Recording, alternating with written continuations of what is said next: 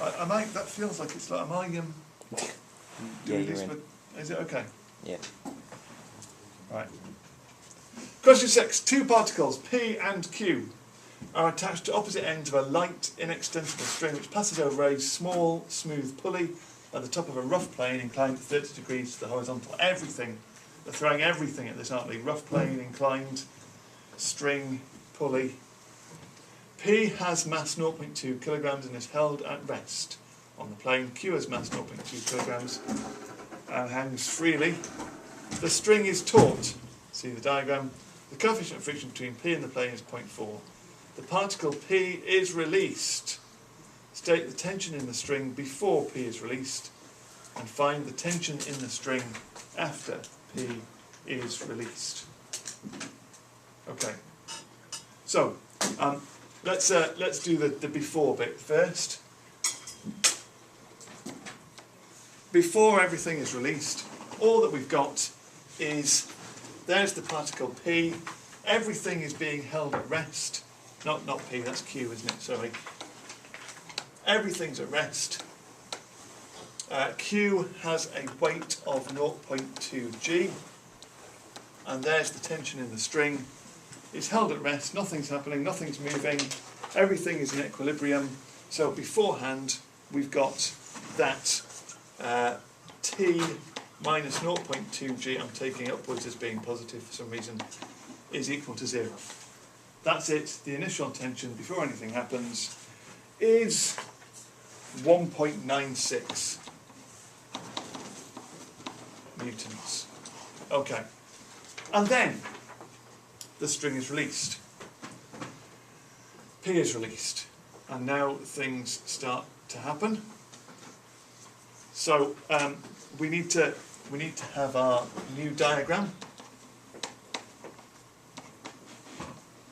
So after release, we now have, well, I'm going to draw a diagram of both particles and see what I can do with that. We've got particle P on the plane. It has, are they both 0.2? Yes, both 0.2, aren't they? So we have 0.2 G. The plane is inclined at 30 degrees, so that's 30 degrees there. We've got the contact force between that and the plane, which I'm going to call R. We've got, I'm going to call that T1, as in the tension before, because we've got a new tension in the string, which we're calling T2. And it's a rough plane. So we've got frictional force resisting the motion. It would be accelerating in that direction. That's the particle P. The particle Q, let's draw its diagram over here. We've got its weight of 0.2 G, and we've got this new tension T2, and it is also accelerating with the same acceleration. You know it's the same acceleration because the pulley is smooth and the string is inextensible. We've got it accelerating in that direction. There's our diagram, looking good. Let's do some resolving kind of stuff. Using F equals ma.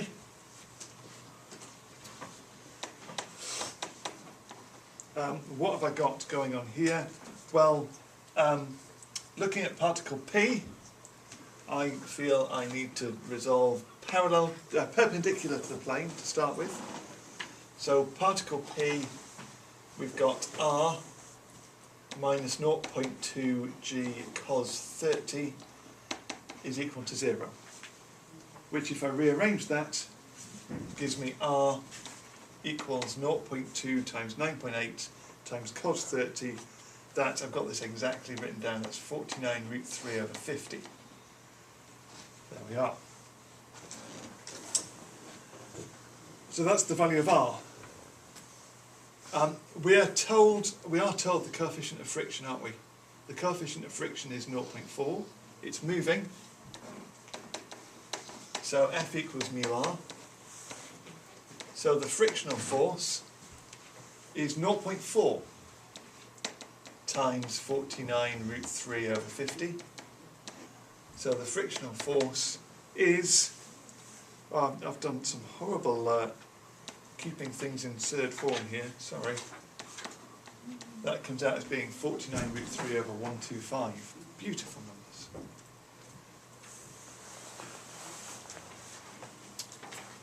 Which gives me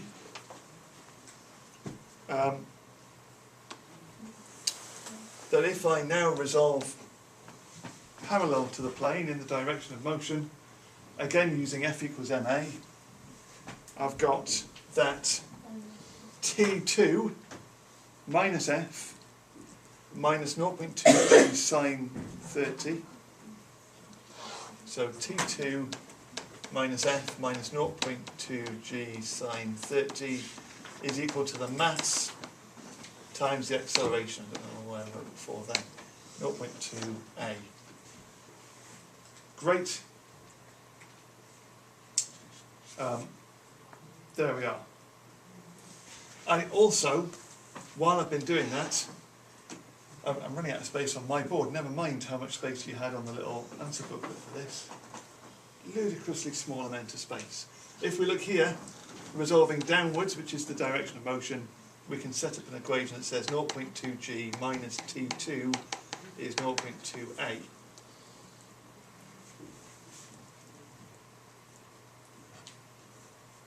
We've got simultaneous equations. Actually, it all works out quite nicely because the question, did the question want the acceleration? It just wanted the tension, didn't it? So look, comparing these two equations, both of them are equal to 0.2a. So if I just equate 0.2a, I've got T2 minus 49 root 3 over 125 minus 0.1g, because sine 30 is a half, so that's 0.1g, is equal to 0.2g minus T2.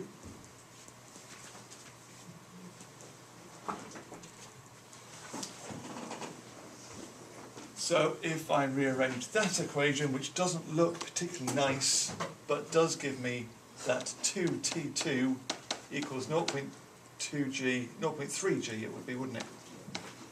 Plus 49 root 3 over 125, and shall we just check that final little bit of doing the calculation. 0.3 times 9.8 plus 49 root 3 over 125 equals that divided by 2 is 1.81 to three significant figures. And there we go. That was only part one. I really feel that you didn't have enough space on the answer booklet to do what you would do there. You had just about enough space if you weren't going to draw any diagrams, but it's a crazy amount of space for that. Part 2. So that was 6 marks already. Q strikes the floor and remains at rest. P continues to move up the plane for a further distance of 0.8 metres before it too comes to rest. P does not reach the pulley. Find the speed of the particles immediately before Q strikes the floor. Okay. From all of this, the bit of information I'm missing is what is the acceleration of this system.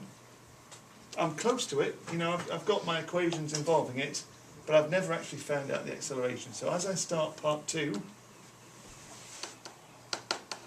I am very much interested in what acceleration things are going on. What else have we got going on here? Key stress line.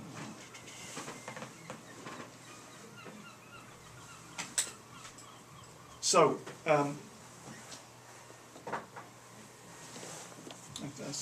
just looking at what I did last year, and I seem to have got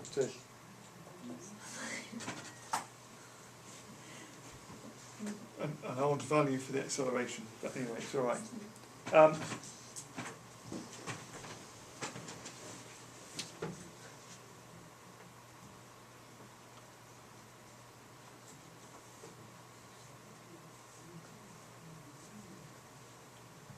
So yeah, so actually what we don't know is we've got to do this kind of working backwards, haven't we? We've got to think, after Q strikes the floor, what then happens to particle P? Because it moves up a further distance of 0.8. So that's our clue in all of this. So at the moment that it strikes the floor, there we have particle P. This is when Q strikes. We've got particle P, no tension of course now. We've got its weight, 0.2 g. That's 30 degrees. We've got its normal contact force. That hasn't changed because that direction, the perpendicular components of the force are the same. We've got the frictional force, which was already at its limiting value, so that hasn't changed either. So if we resolve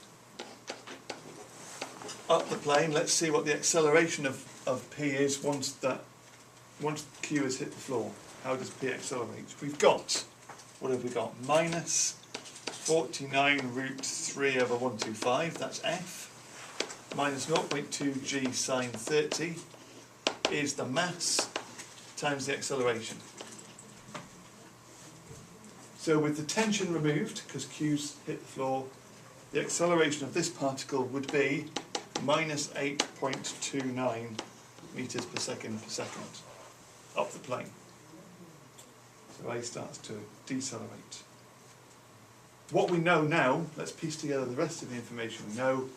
We know that its final velocity is 0 because it comes to rest. It comes to rest after going another 0.8 meters up the plane. So S is 0.8. It has an acceleration of minus 8.29, and we want to know what was its initial velocity. So there we have a Suvat equation. We've got v squared is u squared plus 2as. So 0 is u squared minus 0.8 times 8.29. Sorry.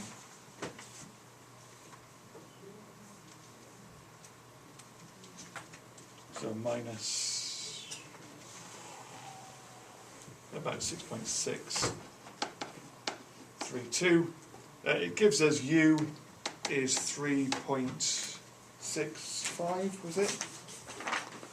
3.64 comes out as meters per second. There we go. Notice, kind of my first thought on this was we've got this acceleration here, 0.2a, appearing in this expression. Let's see if we can use that to find the velocity of it when it hits the floor. But we can't, we don't have enough information to work that through that bit. We don't know how long it takes for particle Q to hit the floor. We don't know how high above the floor particle Q started, so we can't do that bit of working out. Part 3. Calculate the magnitude of the contact force exerted on P by the plane while P is in motion. And this is a bizarre bit, because this bit, you had a huge amount of space to calculate this, and I feel you needed very little space to calculate this. During this period of motion, here's the particle P, and what are the contact forces, what are the forces exerted by the plane on P? Well, the contact forces, what are the contact forces? What do we classify as the contact forces?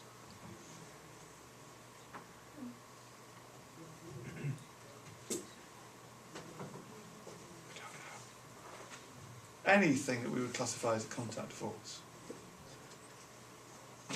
Like the opposite of the weight. So, well, you mean the reaction force, Yeah. the normal, yeah, which we've written down as being 49 root 3 over 50. The other contact force is the frictional force. The frictional force, which we have as being 49 root 3 over 125, That's the other contact force.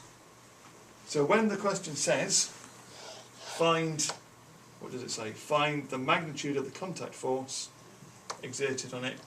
That's it. They are the two components of the contact force. The contact force is the reaction, the normal reaction, and the frictional force. So our resultant of that would be in that direction, and using Pythagoras' theorem, that contact force squared is 49 root 3 over 50 squared plus 49 root 3 over 125 squared. And if we deal with that, we get 1.83 as being our answer.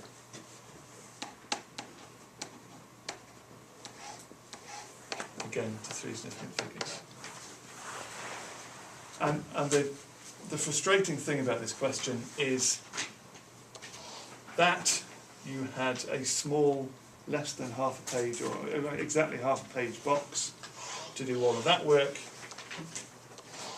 and that bit there, you had an entire page of working out space to do that tiny little bit of work at the end of it. I think they've got the balance wrong on that bit.